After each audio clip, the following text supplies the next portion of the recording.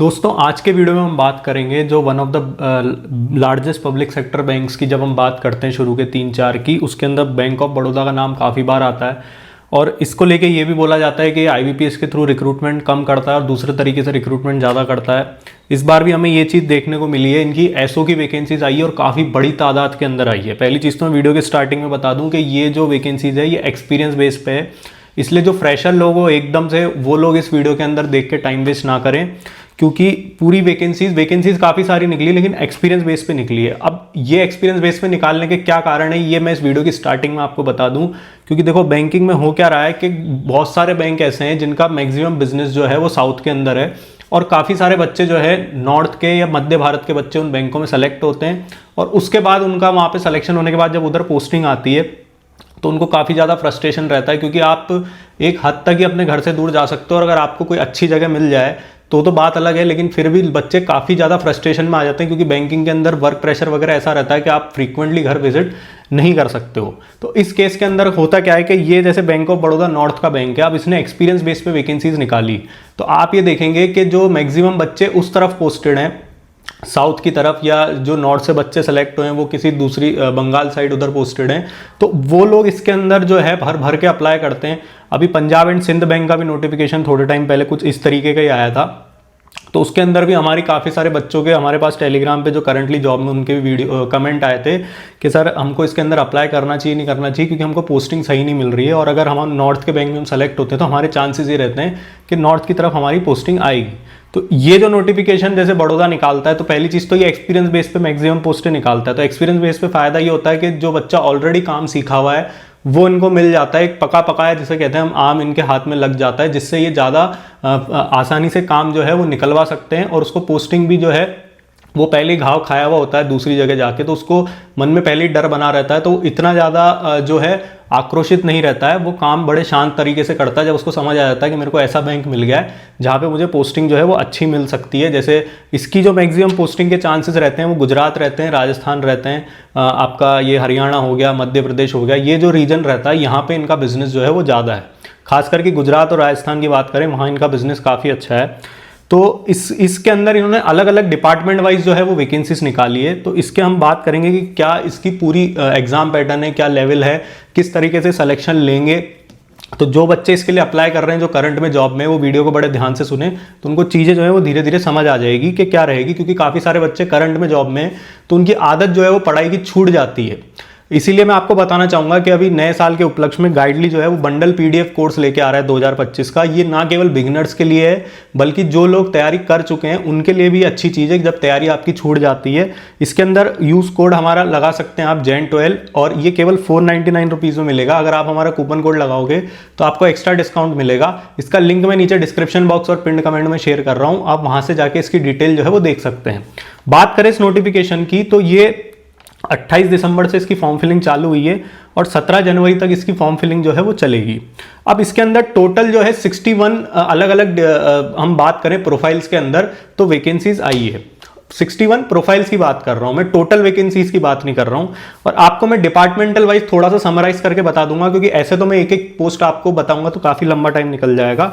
जैसे rural and agree banking की total 200 vacancies आई है, उसमें स्केल 1 और 2 मैं दोनों मिला के आपको कंबाइन बता रहा हूँ, ऑफिसर और मैनेजर की डिपार्टमेंट वाइज। रिटेल लाइबिलिटी के अंदर इनकी 450 वैकेंसीज है, MSME बैंकिंग में 341 वैकेंसीज है, इंफॉर्मेशन सिक्योरिटी के अंदर 9 वैकेंसीज है, फैसिलिटी मैनेजमेंट में 22 वैकेंसीज है, कोऑपरेटिव एंड इंस्टीट्यूशनल क्रेडिट में 30 वैकेंसीज है, फाइनेंस में 13, IT में 177 और एंटरप्राइज डेटा मैनेजमेंट ऑफिस के अंदर 25 वैकेंसीज है। तो ट्रिपल फिगर में अगर हम बात करें तो रूरल और एग्री बैंकिंग की 200 और रिटेल लाइबिलिटी की 450, MSME की 341 और 177 IT की। ये 4-5 पोस्ट ऐसी है जिसके अंदर काफ़ी वैकेंसीज इसके अंदर उन्होंने निकाली है।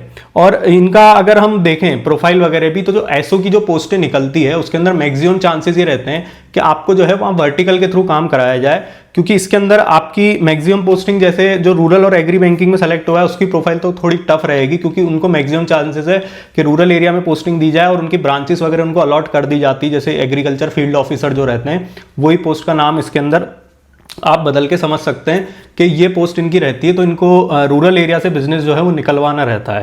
बाकी इसके अलावा हम देखें जैसे आईटी की बात करें तो आईटी के अंदर इनकी एडमिन ऑफिसेस के अंदर पोस्टिंग आएगी। एमएसएमई बैंकिंग की बात करें तो एमएसएमई बैंकिंग के अंदर आपको ऐसी जगह आपकी पोस्टिंग आएगी जहां पे पब्लिक डीलिंग जो है वो बहुत कम रहेगी, ना के बराबर रहेगी। इसके अलावा रिटेल लाइबिलिटी के अंदर हम जरूर कह सकते हैं कि आपके थोड़े चांसेस बनते हैं कि आपको जो है कोर बैंकिंग में भी ज़्यादा धकेल दिया जाए जैसे ब्रांचेस वगैरह में, तो वहाँ पे जाने के बाद फिर चीज़ें बदल जाती है, मल्टीटास्किंग काम भी आपको करने पड़ जाते हैं। इंफॉर्मेशन सिक्योरिटी के अंदर मैक्सिमम चांसेस यही रहते हैं कि जो जहाँ पे इनका डेटा सेंटर वगैरह रहता है वहाँ पे इनकी जो है पोस्टिंग आएगी। तो ये मैंने पोस्टिंग की आपका थोड़ा सा समराइज करके समझा दिया। ओवरऑल अपन बाद में बात करेंगे। इसके बाद तीसरी चीज ये इसके अंदर कि आप केवल एक ही पोस्ट के लिए अप्लाई कर सकते हैं। अगर मान लो कोई 2 के लिए एलिजिबल है तो ऐसा नहीं रहेगा, आप केवल एक ही पोस्ट के लिए जो है वो अप्लाई कर सकते हैं। इसके अलावा इसकी एप्लीकेशन फी 600 प्लस टैक्सेस है, तो मैक्सिमम बच्चे इसके अंदर वही होंगे जो ऑलरेडी अभी जॉब के अंदर है, तो इतनी ज़्यादा उनके ऊपर एकदम से बर्डन नहीं आएगा, क्योंकि हम अपने शौक पे इतने सारे पैसे खर्च कर देते हैं कई बार। तो 600 प्लस जीएसटी जो इसका एप्लीकेशन फीस है वो एक एग्जाम फॉर्म का लिहाज से अगर देखा जाए तो आप अफोर्ड जो है वो कर सकते हैं।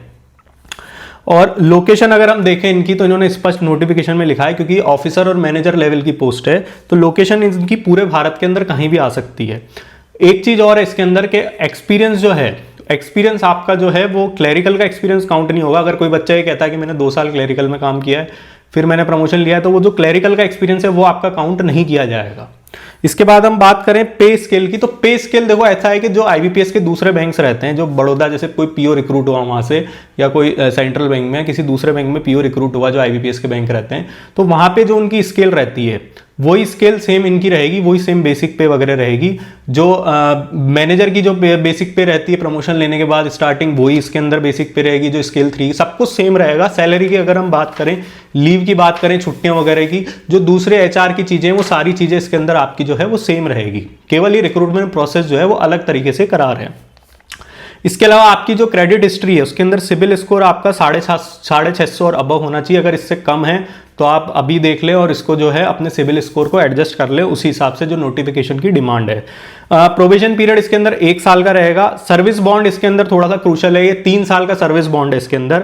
अगर आप 3 साल पहले जॉब छोड़ते तो आपको 1.5 लाख रुपए जो है 1.5 लाख आपको बड़ौदा को पे करने पड़ेंगे। इसके बाद हम सिलेक्शन प्रोसीजर की बात करें तो इसके अंदर ऑनलाइन टेस्ट होगा, फिर साइकोमेट्रिक टेस्ट होगा, फिर GD/इंटरव्यू लिखा है इन्होंने।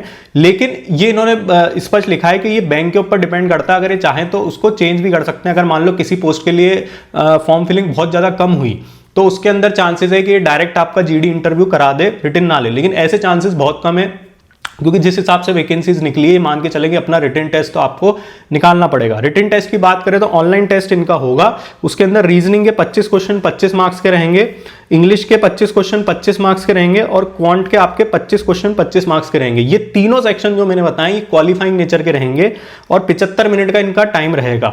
इसके अंदर नेगेटिव मार्किंग नहीं होगी इन तीनों सेक्शन के अंदर। प्रोफेशनल नॉलेज जो है उसके 75 क्वेश्चन 150 मार्क्स के रहेंगे और उसमें 75 मिनट का अलग से टाइम मिलेगा, और ये आपको क्वालिफाइंग नेचर का नहीं रहेगा। इसी के बेस पे आपकी मेरिट जो है वो नेक्स्ट राउंड के लिए GD इंटरव्यू के लिए जो आपकी मेरिट है वो डिसाइड होगी, और इसके अंदर नेगेटिव मार्किंग भी रहेगी। जो ऊपर के 3 सेक्शन मैंने बताया उसमें नेगेटिव मार्किंग जो है वो नहीं रहेगी।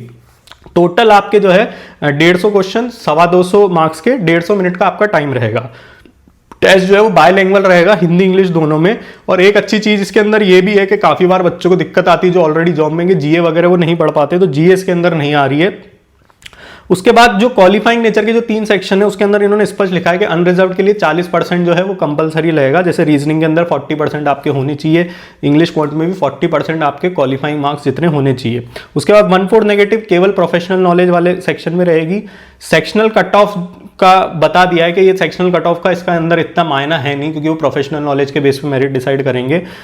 मिनिमम क्वालिफाइंग मार्क्स GD और PI के भी इन्होंने अलग से लिखे हैं, ये 60% रहेंगे अनरिजर्व्ड कैटेगरी के लिए। अगर हम साइकोमेट्रिक टेस्ट की बात करें तो कुछ लोगों के लिए नया टर्म हो सकता है। साइकोमेट्रिक टेस्ट कुछ नहीं होता है, ये आपसे एक नॉर्मल आपके जो इमोशंस वगैरह टेस्ट करने के लिए एक नॉर्मल ऑब्जेक्टिव टेस्ट आपका लिया जाता है, या थोड़े बहुत अगर उसमें सब्जेक्टिव ऐड कर दिया जाए, बाद में वो इंटरव्यू पैनल को वो चीज जो है आपकी दे दी जाती है। तो कई बार उसके बेस पे वो क्वेश्चन पूछ लेते हैं कंडीशन बेस्ड, कि आपने यहाँ पे ये लिखा है कि आपके साथ ये होता तो आप ये करते, तो उससे रिलेटेड ये कई बार क्वेश्चन पूछ लेते हैं। इसमें कोई घबराने की बात नहीं। साइकोमेट्रिक टेस्ट कोई ऐसा नहीं होता है कि इसके अंदर आपको फेल कर दिया जाता है। फेल अगर किया जाता है तो फिर GD और इंटरव्यू ऐसे रहते हैं जिनके मार्क्स पे जो है फाइनल जो चीजें डिसाइड रहती है। इसके अलावा अगर हम बात करें इनकी वर्क प्रोफाइल की, तो देखो वर्क प्रोफाइल ऐसा है कि वर्क प्रोफाइल इसकी बड़ौदा बैंक है, बड़ा बैंक है, तो आपको वर्क प्रेशर तो इसके अंदर रहेगा, टारगेट का प्रेशर भी रहेगा, जो भी आपकी प्रोफाइल होगी उस वर्टिकल के थ्रू जब आप काम करेंगे तो आपको और चीज़ों का प्रेशर भी रहेगा। अब टारगेट और सेल्स की बात करें तो जैसे जिसका आईटी का जिसका डिपार्टमेंट है, आईटी की पोस्ट निकली इसमें काफ़ी, तो उसके अंदर टारगेट का प्रेशर आपको जो है वो नहीं रहेगा अगर ये वर्टिकल के थ्रू वहां पे चलते हैं। तो कई बार ऐसा होता है बहुत सारी बैंक है कि आईटी का आपको प्रोफाइल पकड़ा के और फिर आपको डेबिट कार्ड क्रेडिट कार्ड के डिपार्टमेंट में बैठा के वहां पे वो सेल्स का प्रेशर देने लग जाते हैं। अगर ऐसा होता है, क्योंकि कुछ भी हो सकता है अंदर की बैंकिंग में जाने के बाद, लेकिन अगर ऐसा नहीं होता है, जो कोर प्रोफाइल इनकी रहती, तो उस हिसाब से इसके अंदर इतना प्रेशर जो है वो आपका नहीं रहता है। जो बैक ऑफिस इंफॉर्मेशन सिक्योरिटी हो गया, ये जो दूसरे जो इसके अंदर पोस्ट निकली उसके अंदर। अब लेकिन जैसे रूरल हो गया, रिटेल लाइबिलिटी हो गया, एमएसएमई बैंकिंग हो गया, इन सब के अंदर आपको work pressure, target, sales, cross selling वगैरह का भी थोड़ा बहुत प्रेशर जो है वो इसके अंदर रहेगा। प्लस पॉइंट इसका क्या है? प्लस पॉइंट ये है कि अगर आप नॉर्थ से या फिर मध्य भारत से बिलोंग करते हो तो इसके बाद आपको बहुत ज़्यादा जो है आपके ऊपर ट्रांसफर का इशू आप पे ऊपर नहीं आएगा। इन्होंने लिखा जरूर है नोटिफिकेशन में कि पूरे भारत में आपकी कहीं भी आ सकती है, लेकिन मैक्सिमम चांसेस यही है, क्योंकि ये पहले एक्सपीरियंस बेस में निकाली है कि पोस्टिंग आपको जो है आपके नियर बाय स्टेट में या होम स्टेट के अंदर आसपास आपको पोस्टिंग जो है वो मिल सकती है, हाई प्रोबेबिलिटी इसके अंदर है। और इसके अलावा आपको और कोई डाउट है इस नोटिफिकेशन से रिलेटेड तो नीचे कमेंट बॉक्स में टाइप करें और हमारी चैनल को लाइक शेयर सब्सक्राइब करें। आप लोग का बहुत बहुत धन्यवाद।